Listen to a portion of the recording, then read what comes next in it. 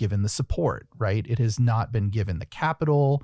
It has not been given any of the same investment. And those alternative models are existing in an economy that forces them to, quote, swim upstream against the tide.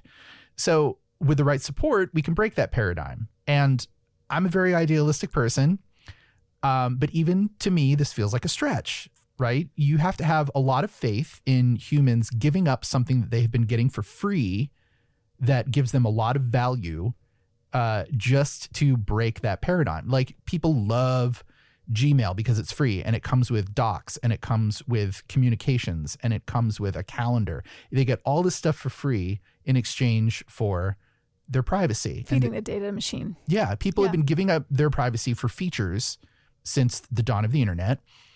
And you're asking them to stop getting those free features in exchange for privacy. And it feels like at this point, maybe the world is so broken that people will not be willing to take that leap to the alternative. Right. Well, we should note too that Signal is free to use. It's donation based. I've made donations, small donations to Signal before. I'm not writing venture capitalist checks by any means, but I think to your point, Mike, it's that Signal, even though it is a free app to use and it's really not hard for people to download and use, it's not getting that foundational support. It doesn't have even the marketing engine necessarily of one of the big tech companies. Right. And other things like it. Like, there are productivity tools that you can use that are privacy focused. I think Proton offers like note taking and mail and calendars and things like that.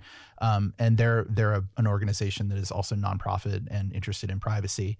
But I feel like, Gmail has eaten the world. It's taken over everybody. Like, everybody's on Gmail. And to tell everybody, like, okay, you know what? It's time to transition away from that. It's time to transition to something that is not based on surveillance, something that is more interested in protecting your privacy. People are like, yeah, but I love Gmail. Right. Or they're using the default SMS messaging, which now in many instances is getting an upgrade to RCS, which is a more private standard. Sure. But just basic SMS from Android phone to Android phone. Yeah. Not encrypted. So wireless networks know what you're doing. Big tech companies have built this empire that feels impenetrable at this point, is what I'm saying. Yeah, right. I mean, I asked